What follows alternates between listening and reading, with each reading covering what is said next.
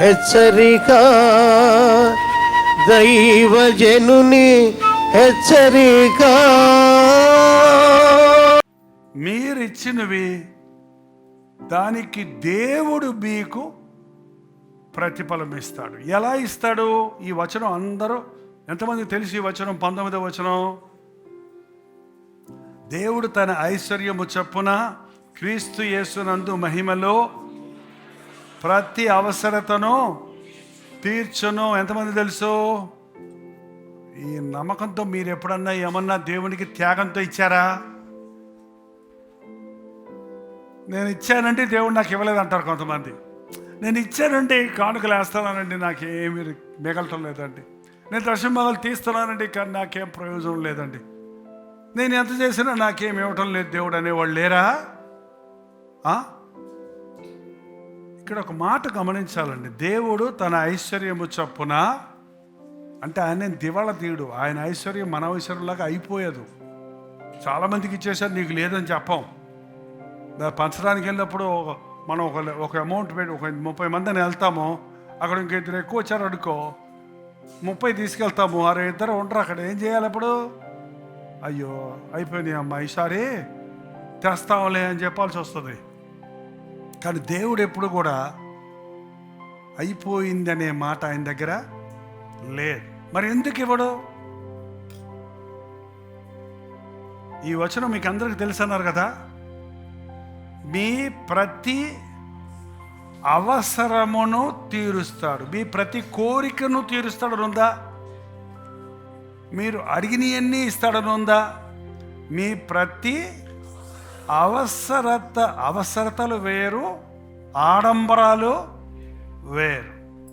బతకడానికి అన్నం కావాలి కానీ పంచపక్ష పరవాణాలు అవసరం లేదు. దేవుని ఆశీర్వాదాలు మనకి ఎప్పుడు ఏది కావాలో అది అప్పుడు ఇస్తాడు. ముఖ్యంగా మనకు కావలసినవి ఇస్తాడు. ఇవాళ మనుషుడు తన అవసరతల కోసం దేవుణ్ణి అడుగుతున్నామా, లేక అత్యాశకు పోయి అడుగుతున్నామా? ఇంకోటి, మనం అడిగినప్పుడు మనం దేవుణ్ణి మహిమ కొరకు ఉపయోగించడానికి అడుగుతున్నామా, మన స్వార్థం గొప్ప కొరకు ఆడంబరాల కోసం అడుగుతున్నామా? అసలు మేము అడగమండి అంటారా?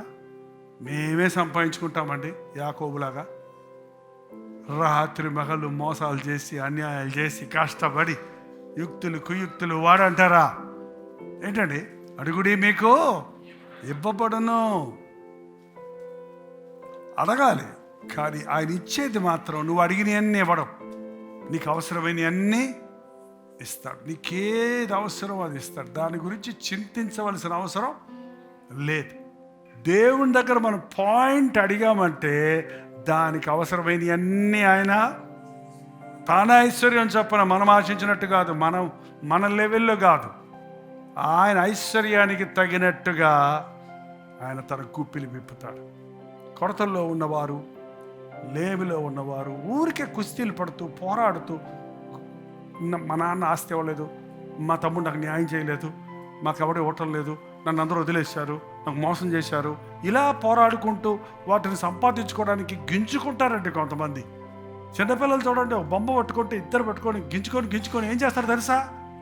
ఎరక్కొట్టేస్తారు తను. వాళ్ళకి లేదు, నీకు లేదు. కానీ దేవుని దగ్గరికి వెళ్ళినప్పుడు గించుకోవాల్సిన అవసరం కూడా లేదు. దేవుడిని అడిగితే ఆయన మనకి ఇస్తాడు.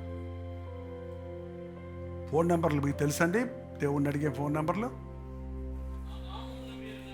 నా నామములో మీరు నన్ను ఏమి అడిగినను,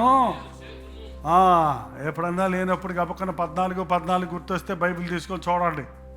నా నామంలో మీరు ఏమడిగినా ఇస్తాను. 6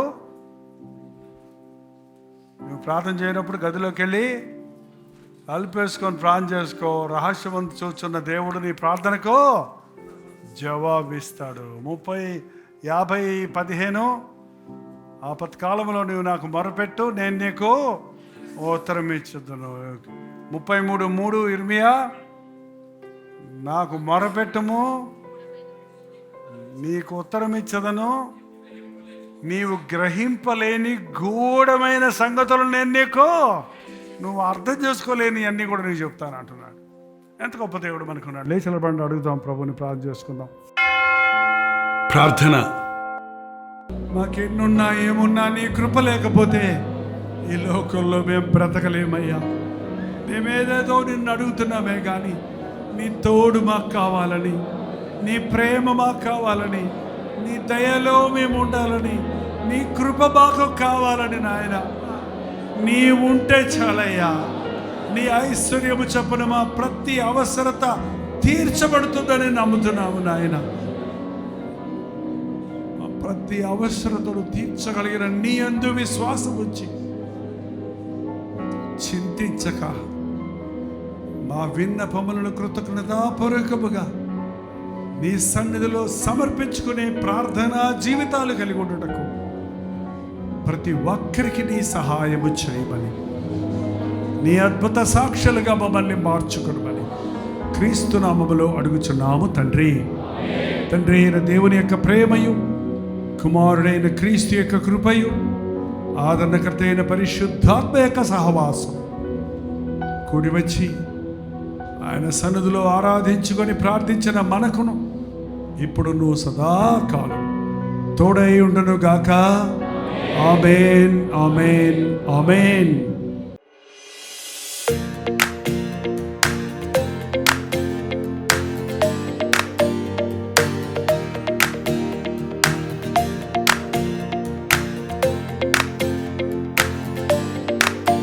హల్లెలూయా. జమ్మూ కాశ్మీర్ పరిసర ప్రాంతాల్లో ఉన్న వారికి శుభవార్త. ప్రభు చిత్తమైతే ఈ మే 8వ తారీఖున ఒక ప్రత్యేకమైన మీటింగ్ను ఉదాంపూర్లో ఏర్పాటు చేస్తున్నాం. మీరు తెలుగు వారైనా, తమిళ వారైనా, హిందీ వారైనా, మరి ఏ భాషకు చెందిన వారైనా కల్వరి దర్శనం టీవీ కార్యక్రమాల ద్వారా దేవుని వాక్యాన్ని వింటున్న మిమ్మల్ని, సోషల్ మీడియా ద్వారా పరిచయమైన మిమ్మల్ని వ్యక్తిగతంగా చూడాలని, మీకోసం ప్రత్యేకంగా ప్రార్థించాలని చెన్నై నుండి ఉదంపూర్ వస్తున్నాం. రండి, ఈ మీటింగ్లో పాల్గొని దైవాశీస్సులు పొందండి. సాయంత్రం 4 గంటల నుంచి కొనసాగే ఈ మీటింగ్లో, ఒకే మీటింగ్లో తప్పకుండా పాల్గొనండి. చిరునామా గమనించండి. Samarpan church fellowship, near northern compound, Nigani village, Udhampur, Jammu Kashmir. ఇంకా ఈ విషయమై మీకు వివరాలు కావాలంటే ఈ కింద ఇవ్వబడినటువంటి ఫోన్ నెంబర్లకి మీరు కాల్ చేయండి, లేక వాట్సాప్ పెట్టండి. తప్పకొస్తారు కదా. మిమ్మల్ని ముఖాముఖిగా చూడాలని, మీకోసం ప్రార్థించాలని ఉదంపూర్లో ఏర్పాటు చేసిన మీటింగ్లో మిమ్మల్ని దీవించి దేవుని నామంలో ఆశీర్వదించాలని ఆశతో వస్తున్నాం. తప్పక రండి, పాల్గొనండి, దీవించబడండి.